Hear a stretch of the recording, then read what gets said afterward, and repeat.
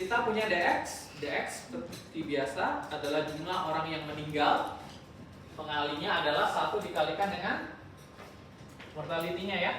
Mortality untuk multiple decrement QXD. Kemudian kalian punya IX adalah number person yang mengalami insiden. Kemudian WX number of person yang withdrawal. Kemudian RX adalah yang retirement normal. Kurang lebih polanya sama sampai akhirnya kita nanti punya bentuk seperti ini ya di ujungnya. Nanti untuk normal retirement-nya itu adalah 0,7045677. Jadi LX-nya akan terus berkurang ya, sehingga nanti populasi orang yang retirement itu 0,7.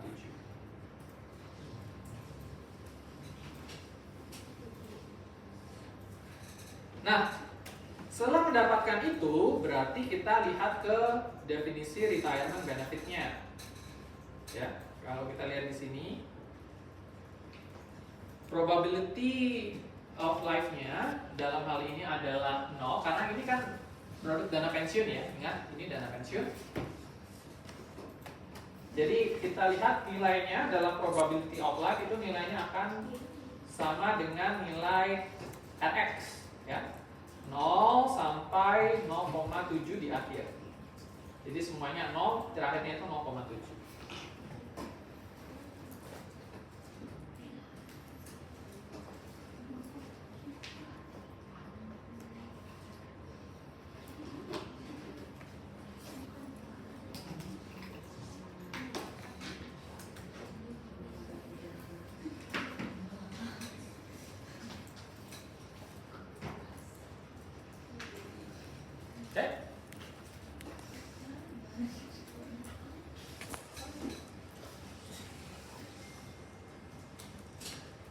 Nah, lalu kita punya diskon faktor. Diskon faktornya nilainya 1, kemudian di sini kita pakai penurunan terus, yaitu 1 plus 7%. Berarti interest rate-nya dalam hal ini pakai 7% ya. Dicontohkan. Jadi nilai diskon faktor itu akan terus menurun dari 1 sampai mendekati 0. Ya, dalam hal ini paling terakhir 0,1337. Tentu karena faktor dari pangkat untuk periode kerjanya ya. Jadi kalau kalian lihat pemangkatannya itu pangkat 0, pangkat min 1, pangkat min 2 dan seterusnya sampai terakhir adalah pangkat min 55.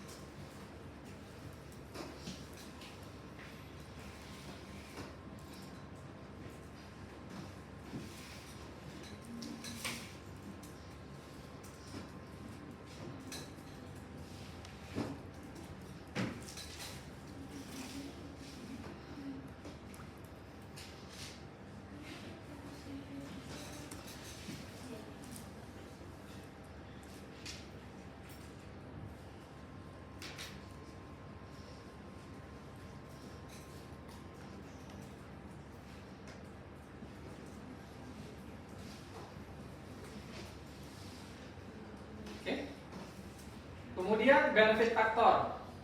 Benefit faktornya ini kita akan melihat ke sini, UUCK. Jadi UUCK itu maksudnya adalah Undang-Undang Cipta Kerja. Jadi di sini kita gunakan referensinya untuk UUCK-nya dari Undang-Undang Cipta Kerja, ya. Sorry untuk benefit faktornya. Nah, benefit faktornya itu maksudnya pengali gajinya ya.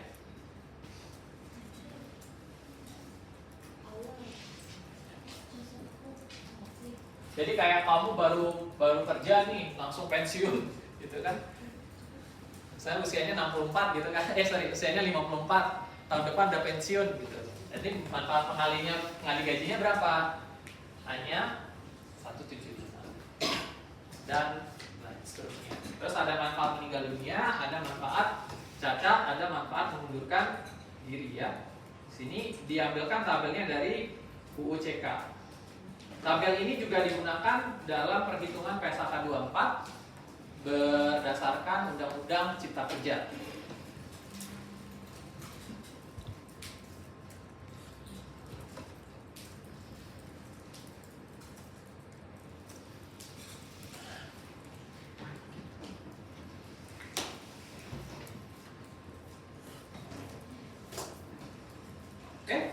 Jadi kalian bisa lihat nanti dia VLOOKUP di benefit faktornya itu berdasarkan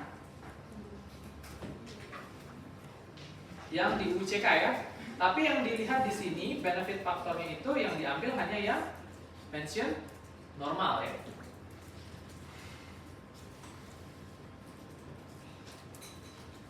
Jadi VLOOKUP dari D10, D10 itu apa? D10 itu adalah masa kerjanya. Masa kerjanya, kemudian dicari berdasarkan masa kerja di UU-CK-nya. Jadi ini kalian akan dapat benefit faktornya seperti ini: 3,5, 5,25, 9, 10,7, dan kemudian nanti akan stuck gitu ya. Maksimumnya nanti di 25,7. Jadi pengalinya itu akan ada batasnya. Jadi kalau tidak ada batasnya kan nanti pengalinya bisa besar sekali.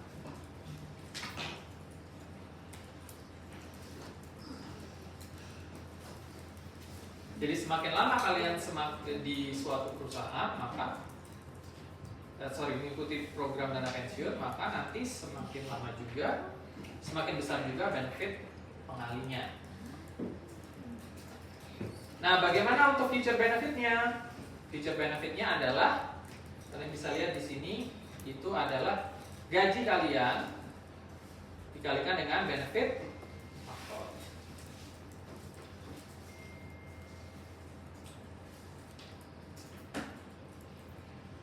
Jadi row-nya bisa dilihat proyeksi gajinya ke future benefit. Nah, di sini proyeksi gaji itu diproyeksikan akan naik 5% setiap tahun ya. Jadi setiap tahun proyeksi gajinya naik 5%. Compounding ya. Compounding 5%. Jadi 10 juta, tahun depan 10.500.000, tahun depannya lagi 11.025.000, 576 dan seterusnya sampai saat usianya 55 gajinya adalah 43.219. Tapi kan kenyataannya tidak begitu ya. Coba aja lihat PNS ya. Golongannya kan gajinya ngikutin golongannya. Jadi nggak selalu kasusnya naik terus gitu kan. Tapi kan ini hanya asumsi.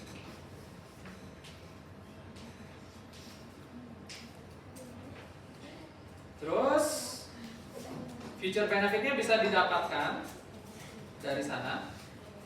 Kemudian kita bisa melihat present value of future benefit.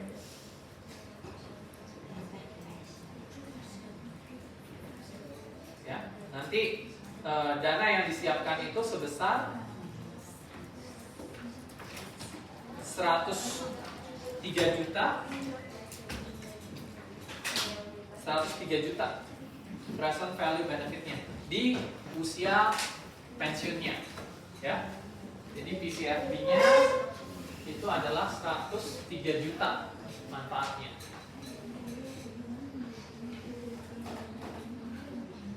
Current service cost-nya kalau teman-teman lihat, present value future benefit dibagi dengan masa kerjanya. Jadi di sini nanti current service cost-nya adalah sekitar 3,322.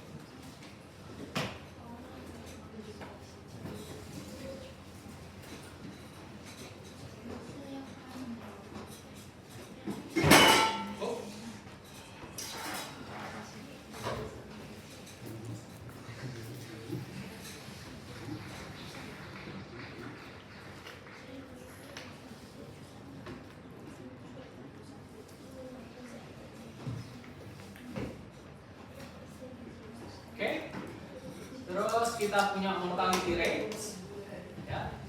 Ini kan retirement benefit ya, kita fokusnya retirement benefit. Jadi kalau orangnya retirement normal, ya, normal retirement, berapa PVB-nya? Itu 103 juta. Dengan service cost-nya itu adalah 3,3 juta. Bagaimana kalau kita melihat kepada dan benefitnya kalau terjadi kematian? Maka yang dilihat mortality rates-nya, kita mengambil mortality dari DX di sini, ya. Mortality rates-nya mengikuti nilai DX karena LX-nya kan 1 kan, X dibagi LX itu. Ini juga DX-nya. Seterusnya sampai akhir, ya. Kemudian diskon faktornya masih sama. Mengambil diskon faktor yang sudah dibangun dari tabel sebelumnya. Untuk benefit faktornya, mengambil lookup untuk UUCK yang meninggal dunia, ya. Kalian nanti belajar tentang VLOOKUP formula. Kalau belum pernah belajar tentang VLOOKUP, itu untuk mengambil nilai dengan referensi kolom yang sama, ya. Kalau kalian mau lihat, ini makna rumusnya itu apa? VLOOKUP $D10 itu berarti kita mengambil nilai masa kerja pada tabel UUCK A4 sampai A39 pada kolom 3. 3 ini berarti menunjukkan dia kolom ketiga pada tabel yang dicari. Ini kan kolom 1, kolom 2, kolom 3, ya. Kalau yang sebelumnya pasti kolomnya 2, ya, karena kan pensiun normal. Nanti kalian bisa pelajari formula Excel. Kemudian feature benefitnya tinggal dikalikan saja, gajinya dikalikan dengan benefit faktor. Kemudian kita dapatkan hasilnya seperti ini. Jadi PVFB-nya itu ada terus nilainya, ya. Nah, berbeda dengan yang retirement tadi, kalau yang pensiun normal itu kan PVFB-nya 0 terus tuh. Baru muncul angka PVFB-nya itu di usia 55 karena kan kewajibannya itu membayarkan saat dia pensiun kan. Nah, tapi kalau dia meninggal, ketika terjadi meninggal maka langsung dibayarkan manfaatnya. Jadi pasti ada nilainya nih, present value future benefit-nya untuk setiap tahun. Di akhir tidak ada nilainya karena dia tidak meninggal. Post-nya adalah dia sudah di cover di retirement normal. Jadi kalau di sini di usia 55 pasti nggak ada nilainya, 0. Ya, karena pasti yang terjadi adalah dia mengalami normal retirement yang di kolom sebelumnya. Oke, PVFB terus current service cost juga sama. Tinggal PVFB dibagi dengan masa servisnya, masa servisnya berapa? Nanti cost servisnya seperti ini. Kemudian obligasi benefitnya tinggal kita kalikan discounting masa kerja dikalikan dengan current service costnya. Dan nanti nilainya kurang lebih sama.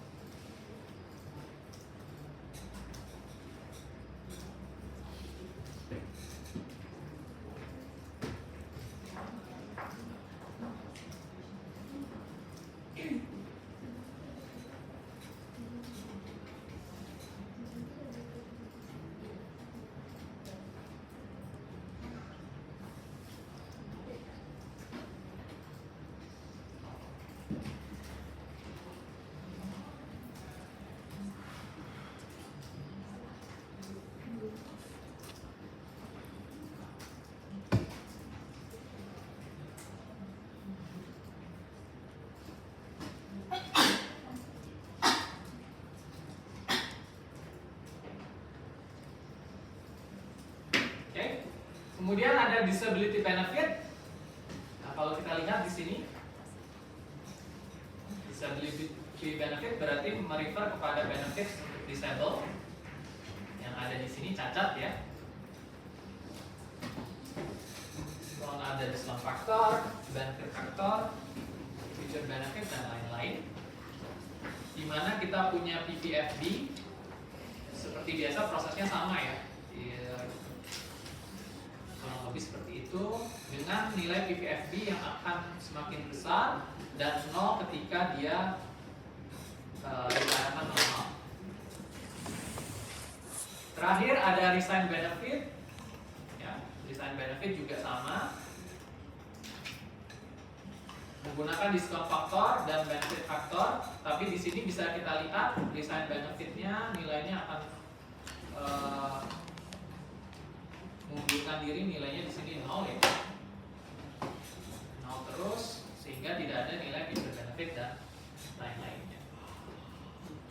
Karena kenapa? Karena dalam UU JK itu sekarang aturannya kalau kalian resign, kalian tidak dapat pesangon apapun, kecuali kalian di PHK ya.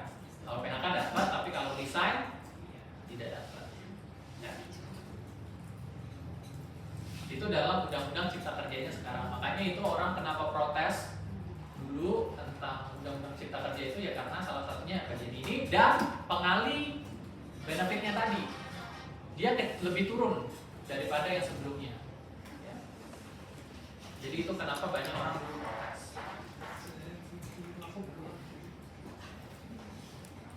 Nah, kemudian apa kesimpulannya untuk satu orang ini? Ternyata kita bisa lihat untuk pensiun normal present value benefitnya adalah jumlahan dari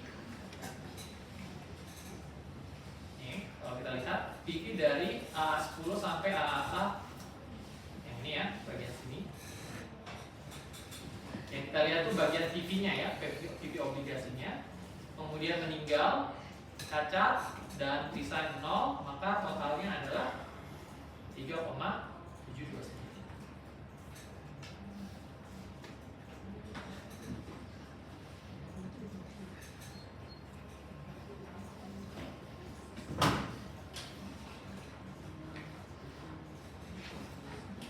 Nah, kurang lebih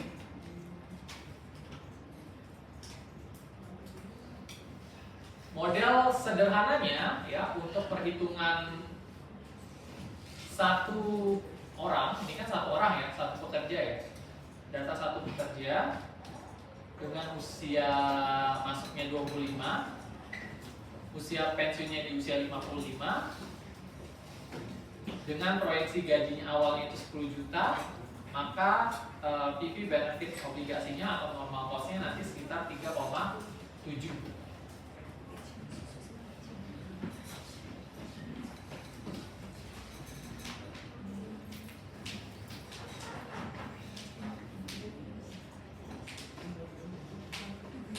Nah, nanti saat tugas kelompok, teman-teman akan saya berikan suatu data dummy, ya, data dummy dari suatu perusahaan yang berisi dia nanti data bukan nama orang ya, dia nomor unik orangnya, terus masuk kerjanya kapan, terus gajinya berapa saat ini. Nanti kalian diminta untuk melakukan perhitungan dana pensiunnya, normal cost-nya, menggunakan pendekatan-pendekatan yang sudah kita pelajari. Secara paper nanti banyak paper yang sudah publish gitu ya, berkaitan dengan dana pensiun, dan nanti juga kita bisa bicarakan. Pembagian kelompoknya nanti saya yang atur. Bukan, pembagian topik kelompoknya nanti saya yang atur ya. Jurnal referensinya nanti saya berikan, referensinya yang mana. Tugas kalian nanti hanya melakukan olah data dan presentasi akhir. Jadi nanti puasnya presentasi.